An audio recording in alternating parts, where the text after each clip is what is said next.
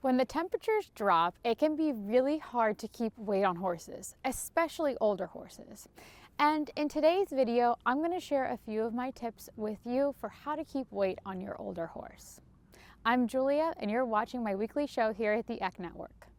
Now, first, let me say I'm not a veterinarian. I do have a degree in animal science, but if there is a problem that you're having with keeping weight on your horse and you've already tried some of the things that we're talking about in the video today, you'll definitely want to consult your vet, and they know your horse and your horse's health history better than I do, so you'll want to consult with them again if this is a problem that you seem to be having that's just not getting better.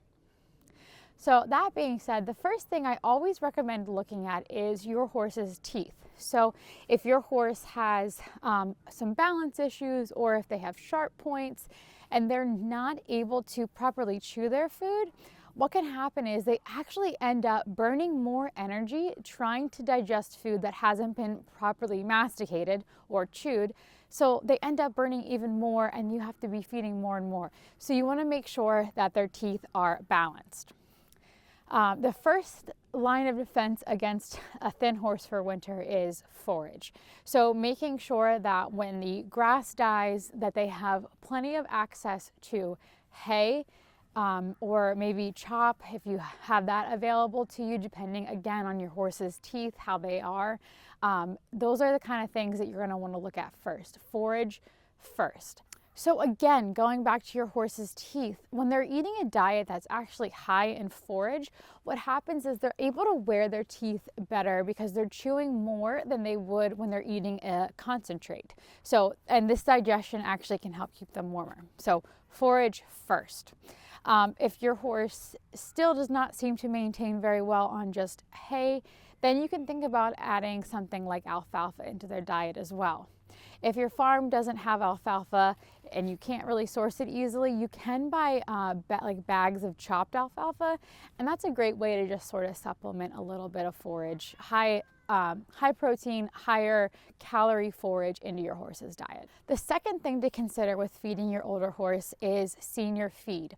A lot of times these feeds will have things like they'll be a little bit higher in fat, they'll have a slightly higher protein, they might have some beet pulp in it for a little extra fiber. These are all things that really lend well to the senior horse. A lot of times if you wet them, they'll be really nice and mushy, so if your horse does have some problems with their teeth, it's much easier for them to eat. So a senior feed can definitely go a long way. I've used, just to give a few examples, Triple Crown Senior is one that I've really liked. If you do have a horse that has some metabolic issues, the Triple Crown Senior does have quite a bit of molasses in it, so that's something to consider.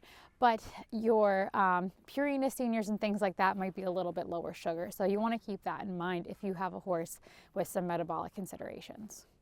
I mentioned that a lot of the senior feeds will sometimes have beet pulp added. You can also buy beet pulp separately to add to your horse's diet. It will come in a bag, and it's usually freeze dried, so you'll have to add water to it to be able to rehydrate it so that the horse doesn't choke on it, because if you just feed it dry, they're more likely to choke. But adding a little beet pulp is another way to incorporate more fiber into your horse's diet. So that's another thing you could consider, or adding an oil. So horses don't typically eat a diet that is particularly high in fat.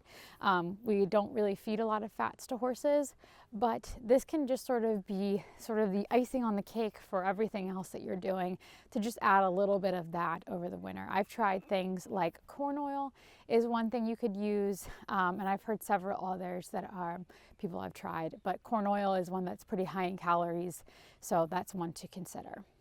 And finally, I want to talk about blanketing. So if you have a harder keeper over the winter, consider putting a blanket on maybe sooner than you would if your horse keeps weight on pretty easily. So if your horse is coming into winter a little bit thinner than you'd like, or maybe you're not able to get weight on them as fast as you were hoping, think about putting the blanket on sooner rather than later, to just kind of help them stay warm, especially if they might not have access to hay to the extent that you'd like them to, because again, that helps them to keep a little bit more warm over the winters when they're digesting that.